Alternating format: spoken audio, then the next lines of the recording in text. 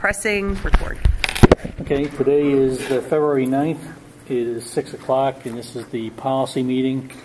In attendance are Ms. Bites, Mr. Speed, Mr. Kurtz via telephone, myself, and Mrs. Torsia from the administration. Currently, there are no members of the public. Let's see. What I would like to do is, we'll go back to the conversation that we just had for the public. We were looking last time we left off. We were looking for a policy that would govern the classified staff. Correct, with the conflict of interest. And PSBA reported back that they do not have that as a policy, and that they don't have any examples from any other school districts. But what they have found is that school districts, if they feel as though that piece needed to be embedded in one of the other policies, whether it fell under administration or professional, then that's where that would be embedded at. Because it's classified, there's not much conflict of interest that they can have. They don't have any hiring capability. They don't have any way of really usurping their authority in making, sure somebody would get hired, or that we would go with a certain, custodial source or anything along those lines. So that's why there's nothing there right now. So I don't, at this point, I don't know that besides an overall, we have our overall conflict of interest policy. That's where I would be at right now. Okay. I believe that the only areas that would really be able to assert power would be the board or administration in trying to, bring family members in, etc. The one that we had the first reading of on 125, it did reference classified employees. So could this be considered like the generic, the umbrella? I think so. If they're defined as, in the definitions. And it says, under authority, no applicant for employment who is a relative of any school director. Which number is that, Mrs. Bites? I'm sorry. That you're... 304 nepotism. Okay. And I don't know if that's in our new packet since... Yeah, this was moved on to our first reading. And we had the first reading on 125. Right. And I do recall that. That's... Okay. Thank you. It references they're under authority. At least there's, something that pertains to them that... applicant for employment who is a relative, school director, commissioned officer, professional employee, management level employee, or classified shall be employed. So no applicant who is a relative of a classified employee shall be employed by the school district. And that's applicant. Right. So I'm reading this for all of us to mean that if somebody's here now, it's fine. It's sort of like grandfathered. Right. Those people are grandfathered. Certainly. Going forward, none of us can have relatives employed by the school district, with the exception, of course, that this policy shall not prohibit the employment of a relative of any classified employee or teacher as a coach. Right. And I remember that. I think if the board, certainly the board has the decision-making here with it, but I do. You like that? Yeah. My professional. I keep reading it over and over and over again. I think, because the classified employee would never be in a position of authority. Correct. Over the coach, and coaches are treasured and valued and hard to come by. They sure are. We don't want to tie our hands with that. So we're allowing teachers, relatives, and classified relatives. What do you think, Connor? The issue is, can you state the issue again? There's no issue. The real issue is that PSBA does not have a specifically delineated policy that covers classified employees with conflict of interest. And what they had shared with us was that typically it gets embedded into another one of the policies. And Mrs. Bites was just reading the part where she thought that it was covered in our nepotism policy that we had put to the first reading. Well, what kind of conflict of interest would a classified employee have? Well, that's what we're saying. That's why there isn't a PSBA policy for that, other than, them trying to get, a family member hired or something like that. So, but they wouldn't certainly be able to usurp any type of authority because they're not in that type of position. They don't have the authority. Right. Yeah, but I had gone out, I'd asked Sandy, and she got her, we couldn't do it last week because we had maximized our number of policy requests. Already for February? For January. So she had to wait and resubmit it, and we got basically this answer. Right. Good, yeah. So rather I than don't think. hiring, I mean, so I think we can take that off the. Yeah, I do too. For now, if something comes up. Yep. Okay. Great. All right. I also did anyone have a chance to look at Board Policy 08, which has the conflict of interest that deals with the school board itself? No, I did not. because we had put forth some examples. They're labeled as school board policy candidate A, B, and C. Right. Now, if you look at the meat of our own policy that we have now that Connor's group most likely did in 2012, the board already has a conflict of interest policy. So I don't know that we want to, unless there was something dramatically different. When I read through it, the meat of what's governing our conflict of interest already exists in our own policy. Nothing jumped out at you as being No. short, and I don't think we should revisit it. They So just did it. that I was proposing that we take that and put that aside, that we don't have to review that again. Is that 319-1, Mike? Unless we That's did. draft, right? It was listed as local board procedures, and there was three of them: school board policy candidate A, B, and C. Right. Okay, I've got this. Yeah, so we're not gonna move ahead with doing anything with those, since we already have one that's governing the board as well. All right. Okay. What I did want to address specifically today is the employee section, which I understand to be defined as would be including the coaches. And that was a conflict of interest policy 319.1. That number will change, obviously, when we fit it into our own Right. policy, but that's what's up in the top right-hand corner. And it may not change because Sandy and I were looking at these, and I apologize. I can't tell you specifically what number we came up with, but I know we were looking to see where it would squeeze in. So it could stay as 319.1 possibly. Okay. Administrative employees. No, it just says employees. It's the lone one, Carol, that, the title is just employees. 319-1. Top right. You got it. No, yours says administrative, mine just says employee.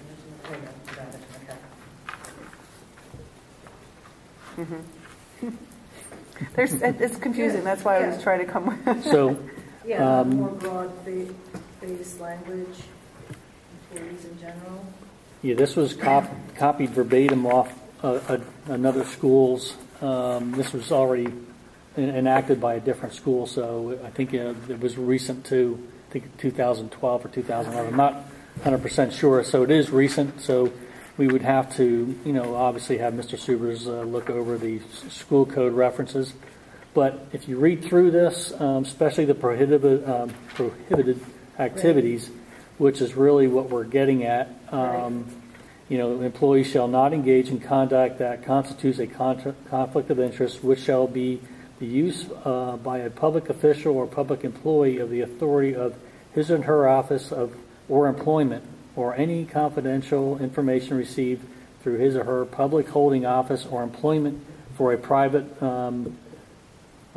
Curinary. is that how you pronounce it? Mm-hmm. Okay. What does that mean? I got my list. Yeah. I think it means financial. Yeah.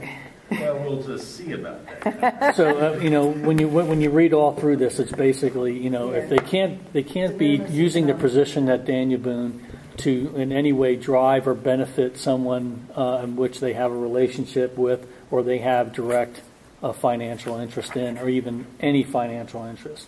Would this policy prevent something, excuse me, from happening in the future, like with baseball? Well, even without this policy, we are scrutinizing, and here's something that Michelle has been faced with. We have 3 baseball positions that are paid. There might be more. I'm looking at the the middle school baseball position, then there's the junior varsity at the high school, and then there's the varsity position. And so many of these people that are coming in to help to coach or want to volunteer or whatever, a lot of times they're affiliated with different baseball organizations, whether it be Legion, whether it be Berkshire, whether it be Blue Rock. Baseball people are baseball people. So we are scrutinizing. We had somebody say they wanted to, I guess I'm detracting from what we're trying to do. So we are using our own tools as well to make sure that they're not affiliated and that they wouldn't be, looking to come here to help to build their own teams, from somewhere else. So, we're not embracing people that are coming from those places unless they are completely done there. That's my feeling. My So, feeling is if you're going to participate in the school for that period of time, you should disassociate yourself with correct. private Right. organizations. And that's what we're faced with. So we're seeing more and more of those people. But what happens? Is this covering that? No, definitely it is, because it appears to me that it's saying, look, you can't be affiliated with some other organization that's going to be a conflict of what you're doing here. The unfortunate part of it is that many times they're coaching here, and then that other position would be in the summertime, like the midsummer, not school time. So we are, right, are we... Because they're not really employed by us. Correct. Their contracts, right? Well, they typically go for a year of their time that they're approved, because that's how we look at their... Then So, they shouldn't be doing that in the summer. right, I mean, but our season is over, and...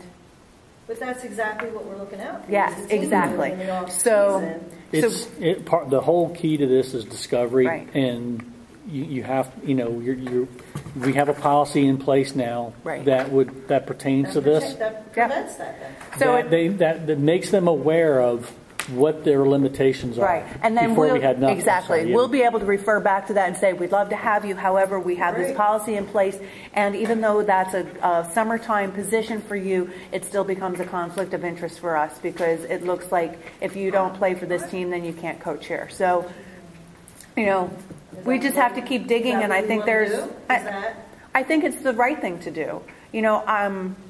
Without going into that other scenario, the poor guy has cut himself from there, and things keep popping up on that darn website as if he's still there, because they haven't scrubbed their website clean, and this guy can't get a break to move forward and be fresh. And, so I think that if there's no conflict to begin with, then we're going to be safest. It probably is the right thing to do. I'm hesitant only because I think it'll diminish the pool Right. of coaches that we can choose from. But given what we've experienced in the last 6 months with these other scenarios, Right. it's worth it. I think at this time, honestly, if we would have that much difficulty, I think then that would, warrant an executive session and a talk with the board and say, and be, upfront about the situation, say, we really have, an opportunity for. Because lacrosse coaches might be hard to come by. Well, we don't and they're not ours. Such a strong youth sports program. I think the pool of coaches, and we even know from the interviews that we conducted that there was experienced coaches interested. Right. It doesn't seem to be the issue with that to their sport. But like you say, then we can make an executive exemption. Right. I think then I come forward and I lay everything out and say, here's where we're at. We're up against the wall. The kids might not have a coach as a result. We have done X, Y, Z. So I think that there's some wiggle room. I think so. I think that you have the authority to, Put it in policy and it does say employees with questions regarding coverage or compliance with this policy and law should be directed to the superintendent. The superintendent may confer with the solicitor on such matters, and then by extension, the board. Right. So it does. We're not tying ourselves to something rigid. Right. There may be, there may be something very de minimis that the person has a stake in. Right. Exactly. But it's best just to bring it out. Everybody knows it's public. We make a decision. We move on. Right. I think that's a good policy. So, I certainly am. There are things that we Happy to. ourselves are not allowed to do while we're serving on the board. So you could say, well, it's not fair, I can't do both. But you know what? I can't do both things right now either. I can't teach, I can't sub, and be on the board. It's not, Right. So it's true, it's consistent with, I think, the nature of. But I don't see this as being a problem. All right. Does anyone, Connor, do you or anyone else have an objection to moving this to for review by Mr. Subers and then ultimately for a first reading? Nope, sounds good. Just one Okay. question for Mr. Subers. Just the language under prohibited activities, I got lost in the reference to public official and public employee. Just make sure, like, that doesn't, I don't get it, why are we starting to talk about, we're talking about employees and then we're talking about public officials. But if that's standard language and Mr. Subers is fine with it, then I'm fine with it. I will ask if this is standard language, and I put a parenthesis around you. it. Oh, what's the difference? That's, where do we go, how do we, because public official, I thought, it looks like we're starting to talk about Us? us. Like- Yeah, like- and that's what I don't like when these policies start touching on other groups of people that weren't intended for.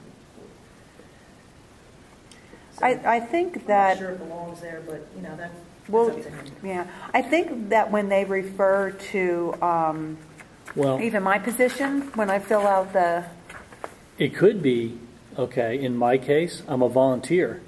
I'm technically an employee of the district when I'm helping out with, with the music program. I'm still an employee, but I'm also a public official. Could be. I don't know. Food for thought. But yeah, Mr. Subers. Mr. yep, Definitely one for, Otherwise, I do agree, pending his approval that I'm looking for. Okay. Connor was right on pecuniary. Yeah, I wasn't going to take a stab at that word. Private pecuniary benefit of him or herself, a member of his or her family, or a business with which he or she is. I don't know that it should just be private pecuniary, private and or pecuniary. it's part of the part you want me to have Brian look at. Yeah. Okay. It doesn't want to have any gain, financial or. Or otherwise, right?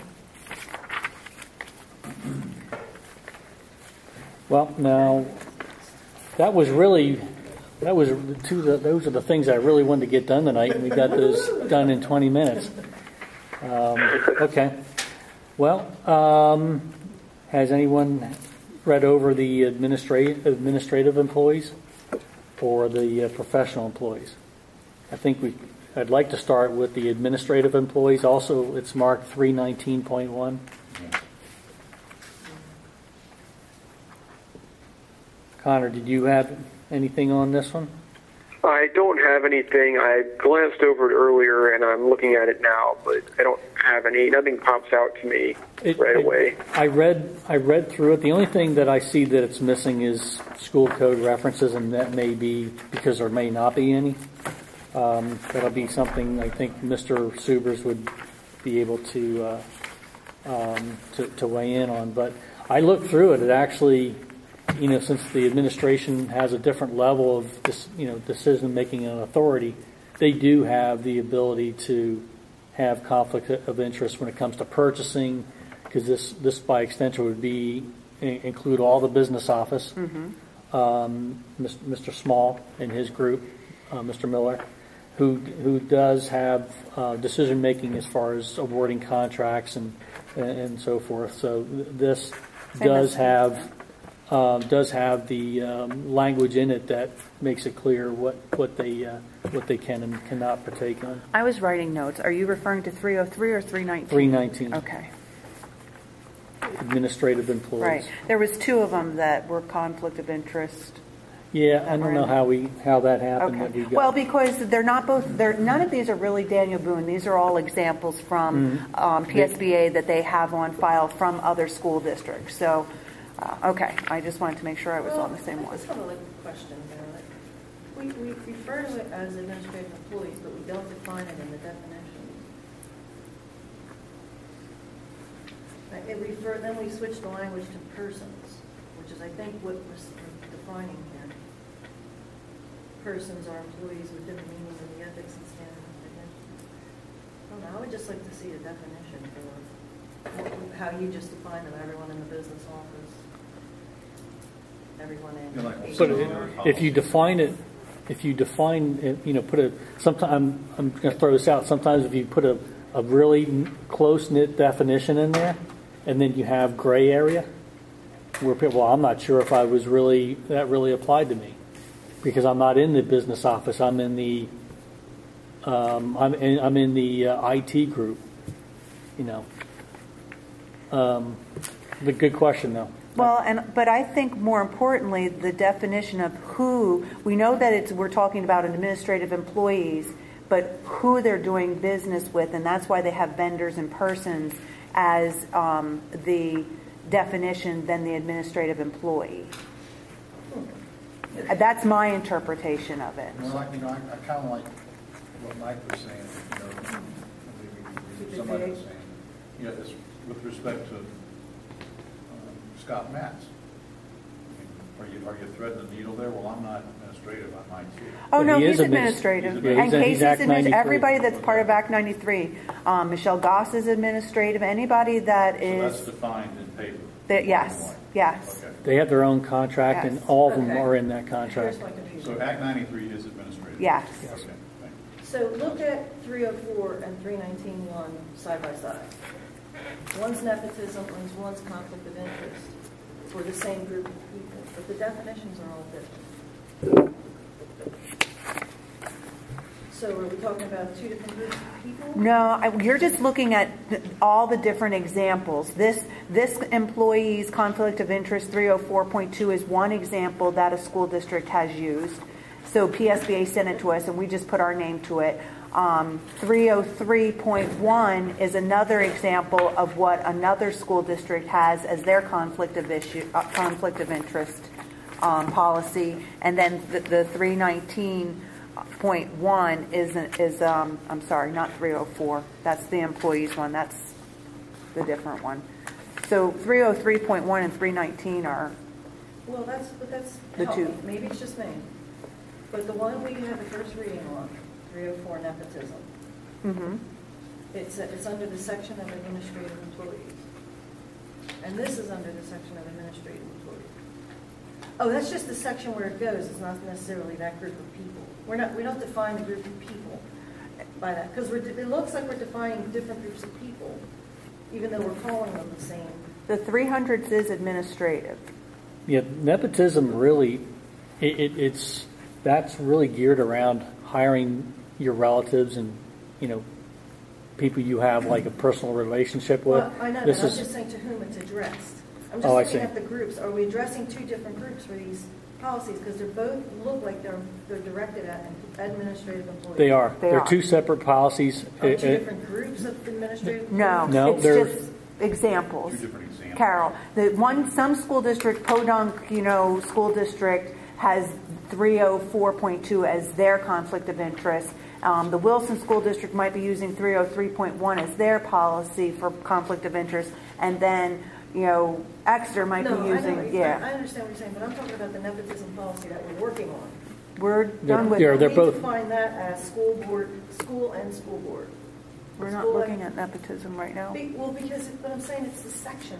It's the same section. Yes, it's fitting into administrative because they have. So it can be different people in that section? No, it's directed at the same people, because conflict of interest when you're working on as a business, when you're awarding contracts and you're exchanging money, making decisions on who's going to get a contract, where the money's going to be, is a different discussion than hiring your son or daughter or your brother-in-law to be a coach or be a teacher or some other position.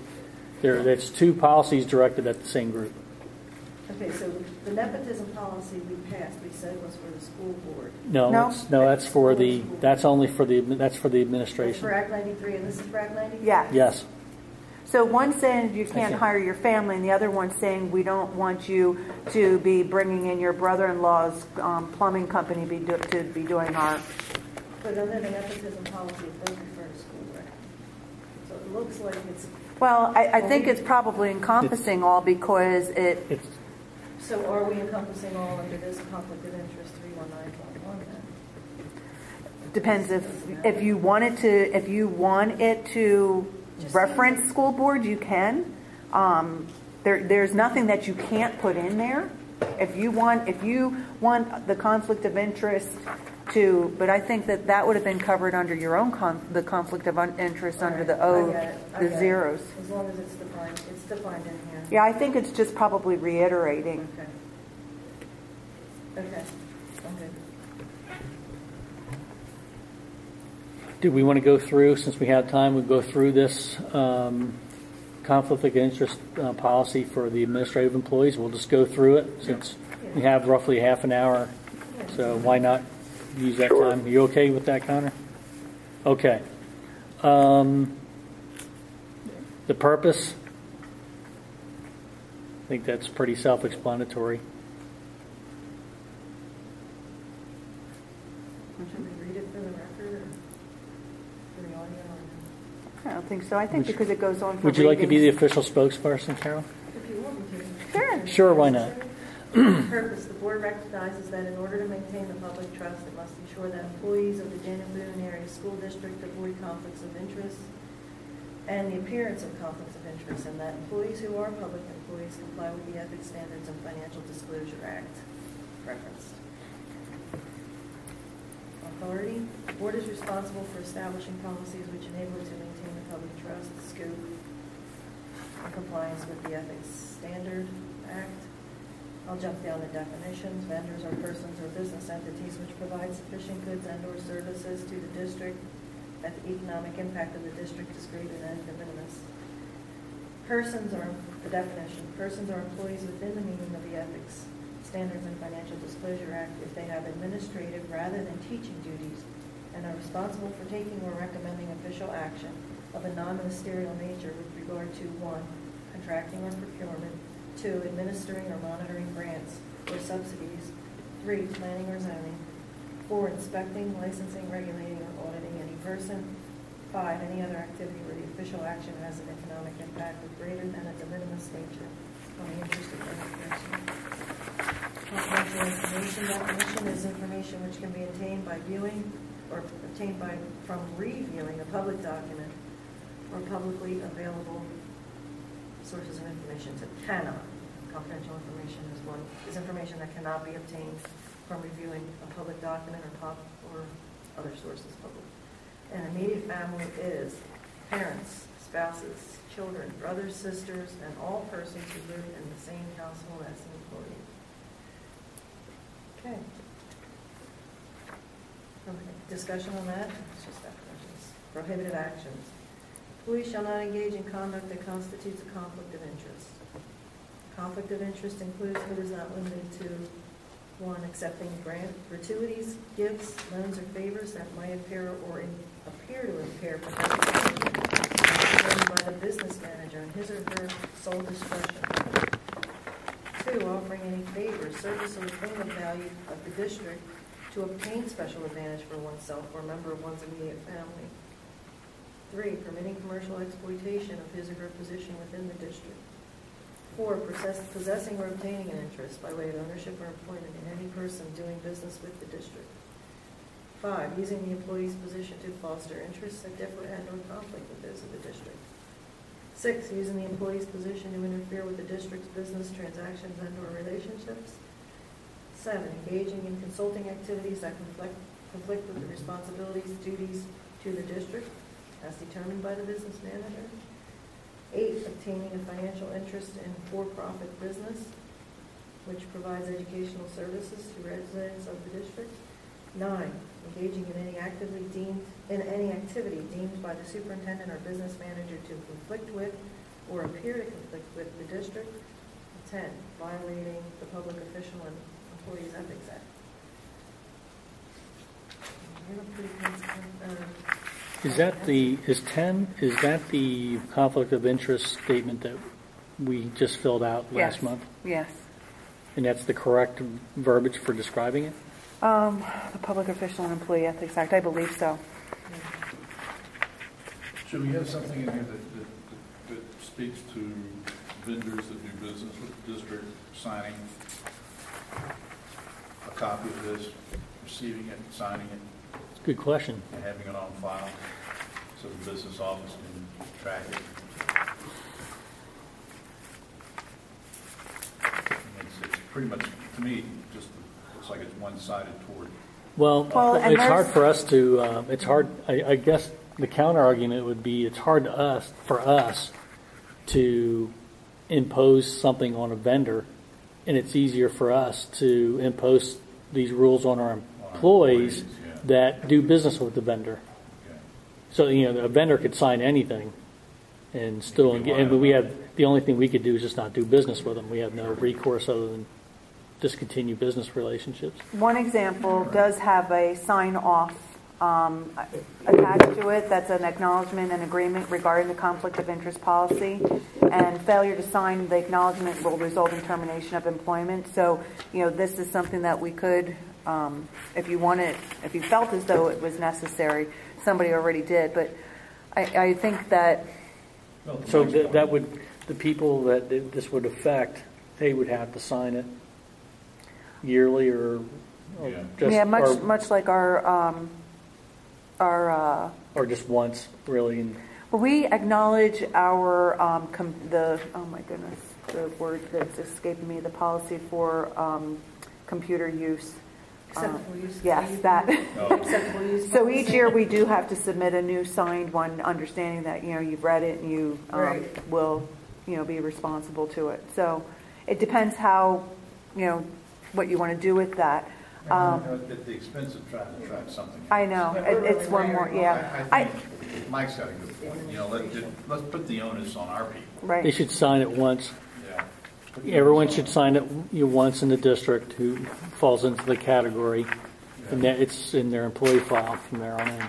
And that stays in effect as long as they are Yeah. an employee of the district. And then annually, they're reminded of these things, I guess, when they get back together at in-services and stuff, whenever policies are discussed.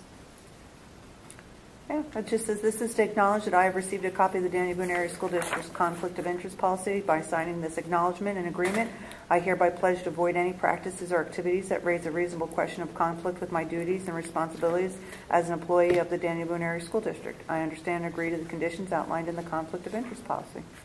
Sounds like something we would want to do. Yeah. What, Connor, your thoughts?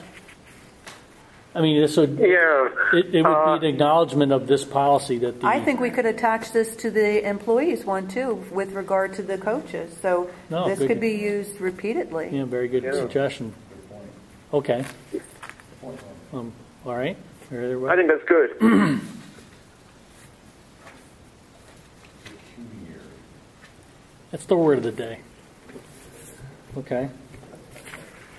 Do you want to continue on to consequences of violations? Employees who engage in an activity deemed to be or appear to be in conflict of interest, or who fail to comply with conflict of interest procedures, may be disciplined. The discipline may include the termination of employment regardless of whether the employee engaged in the activity through ignorance, negligence, or deliberate disregard. A vendor's failure to comply with the district's conflict of interest policy shall be a material breach of contracts with the district.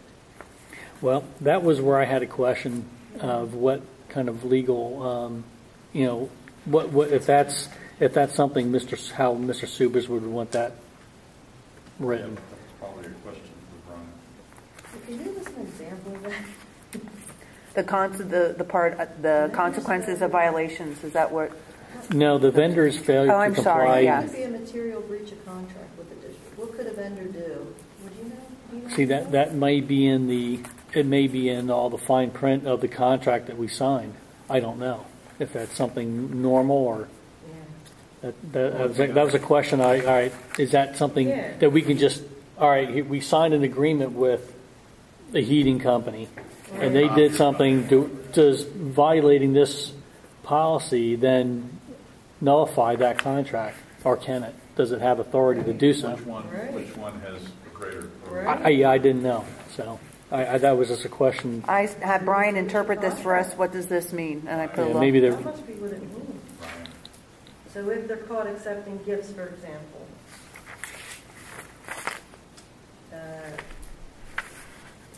impaired their professional judgment, whatever they're contracted to do with the school district, then that could breach their contract. Is that what we're talking about, you think? Because that's under prohibited activity.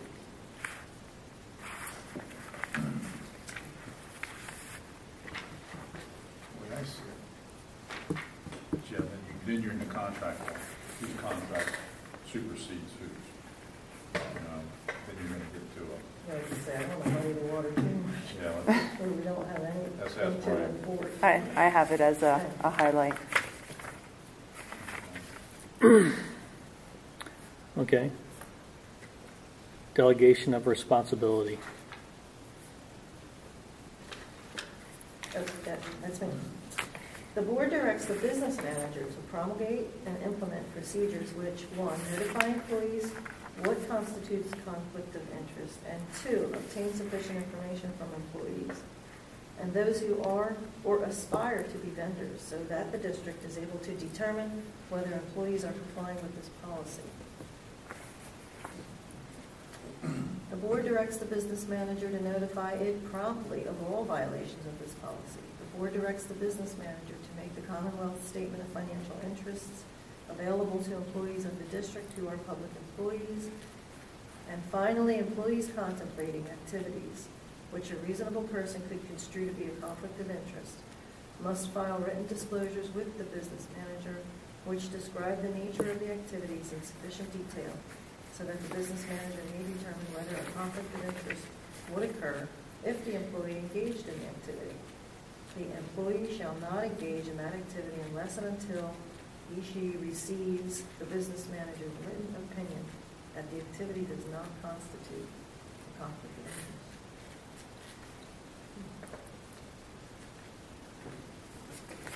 Deep. I don't understand in that second paragraph under point 5, all of a sudden it's talking about statements of financial interest available to employees. Is that, Yeah. am I missing something, or is that out of place? I'm thinking that that refers back to the financial conflict of interest form that we have Is that to. what Yes. Okay, so that's the meaning in that statement? I think so. Okay. And I fill one of those out as well as does everyone in the Act 93. Fill those, completes those. Yeah. That we can't take any favors either, or make gains off Except of for our the fees, position. Swedish fish. Exactly. Sweet. I was sliding them back. Thought he had to take them back. Make sure Lauren is involved with that transaction. So I'm looking at that. Your biggest question there is at the vendor's failure to comply with. Yeah, That's what we want to inquire about. Yeah, I don't know if we should put all that language in that, right? Yeah, that's why I defer that to Brian. And, So- it's that, So I want to ask: do we need that one sentence? and it may be something like that. Language may exist on many of these contracts we Right. do sign, and Yeah. this just acknowledges that we like have that reference out. Yep. Okay.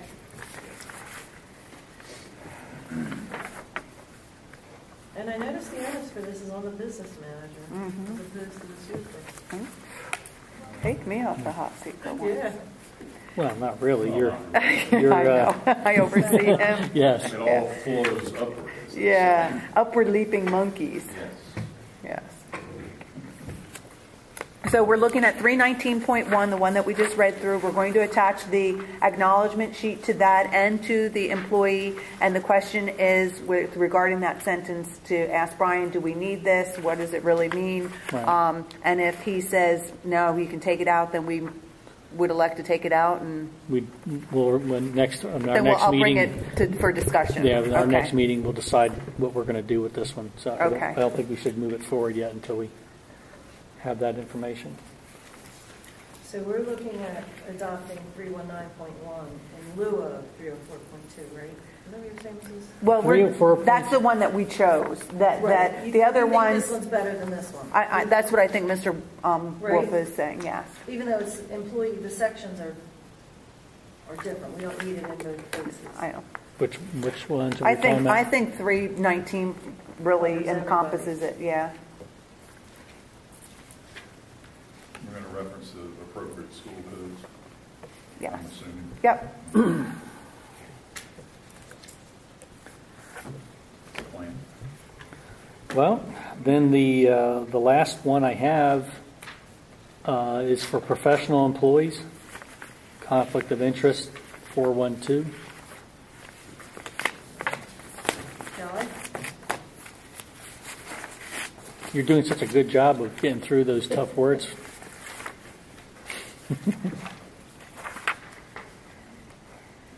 Do you have it, Carol? Yep. Okay. The purpose, Purpose is the same. of 412, conflict of interest for professional employees.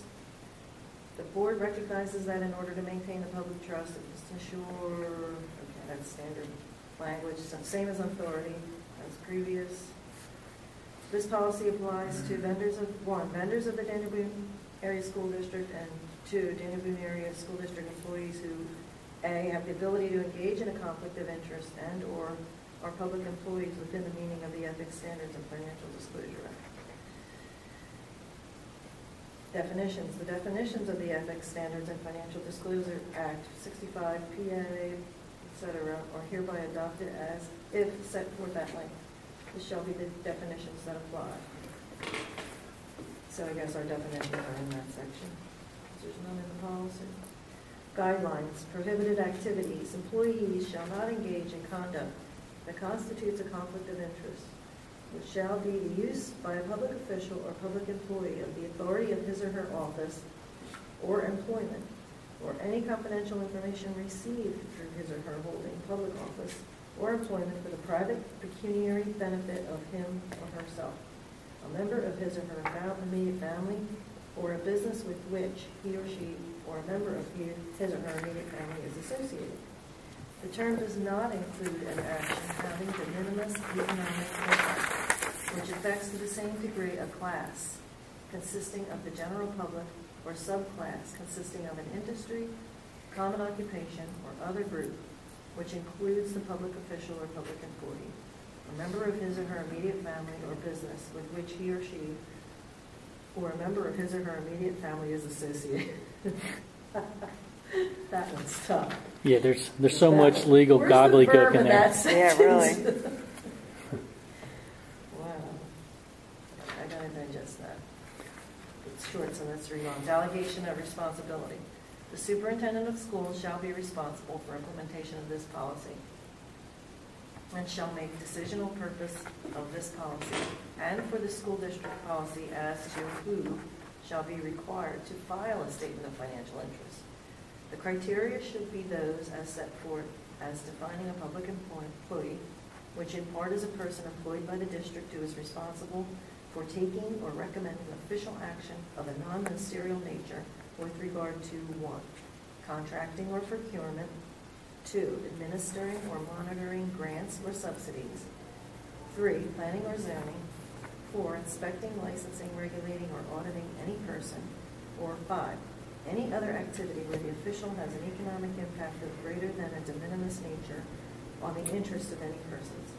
If a determination is made by the district superintendent that such a form must be filed, notwithstanding that the superintendent's standard may be higher than otherwise required by law, failure to do so may result in disciplinary action, including determination of employment, regardless of whether the employee engaged in the activity through ignorance, negligence, or deliberate disregard. Now, when I was reading through this, I had in my mind the science teachers that received that grant money. Okay.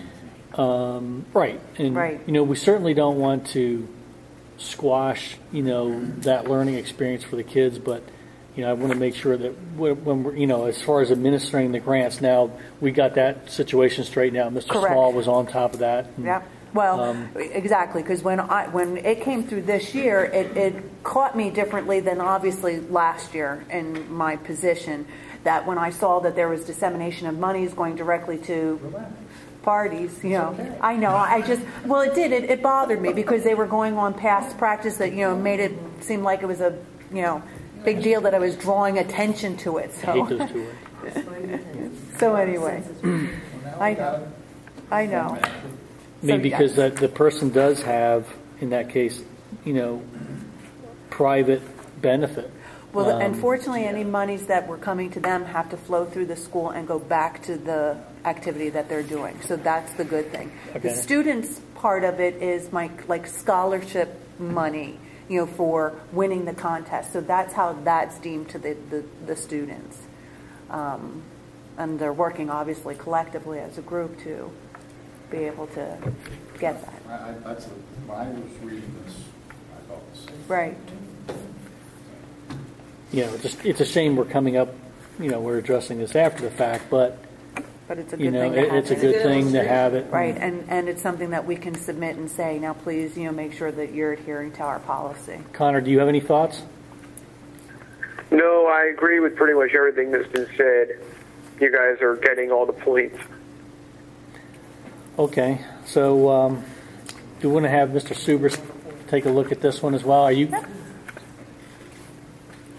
Larry and Carol, are you guys okay with if we give this to Mr. Subers to have him go through it? And Connor, you fine with that? Yeah, that sounds good. Then Okay. have it ready for a first reading, if he's okay with it, I would. okay? Well, Or do you want me to come back to this committee with, why don't we have it, you know, come back and Okay, come we'll back. put it on our agenda for our next meeting. Reading 1A. No, it'll be, we'll have additional discussions Yeah. once Mr. Subers runs through this one and the other one. Okay, you're right. Then after, if we agree, we'll move it to a first reading after that. Reading after Brian. and would you like that form, the signature form attached to this one as well? Yeah. Good Okay. question. All right. You agreeable with that, Connor? Can you say it one more time? There's a sign-off sheet, Connor, that was part of one of the examples, 304.2. I had asked the committee, would you like to see that acknowledgement agreement regarding the conflict of interest policy attached to 412 as well? Yes, that would Okay. be good. All right. Okay. All right, so we're moving 412 from Mr. Subers, 319.1, the administrative employees, to Mr. Subers as well. The employees, we're moving that to first reading. Pending Mr. Subers, Yes, I am going yeah. to. Okay. So that really was everything that Good work. that we wanted to get done. Now, since we have a few minutes, I'm going to be sending around something Mr. Martino had asked me asked us to take a look at. It is policy 419, professional employees, uncompensated leave.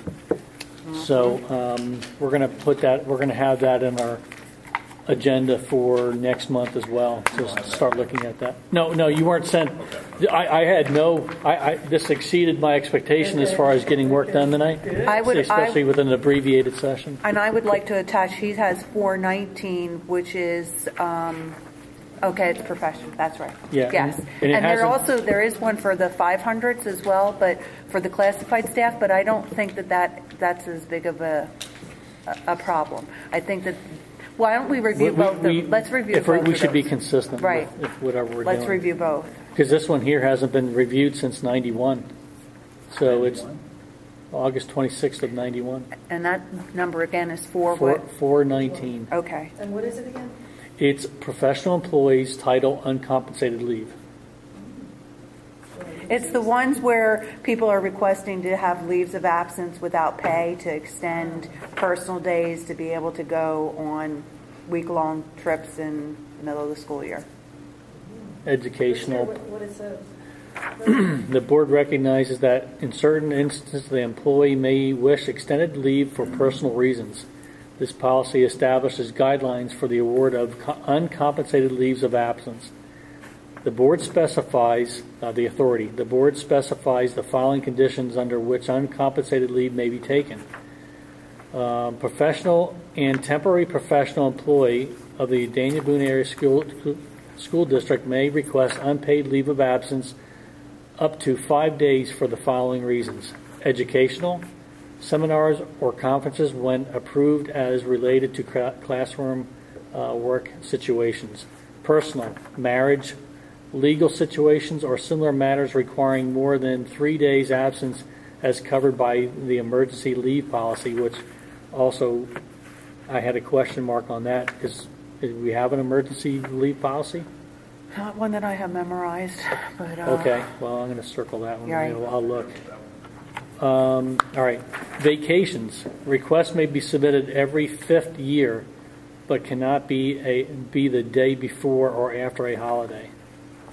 And then it concludes with the request must be approved by the administration as educationally feasible before consideration by the school directors. Okay, it's that last part, vacations.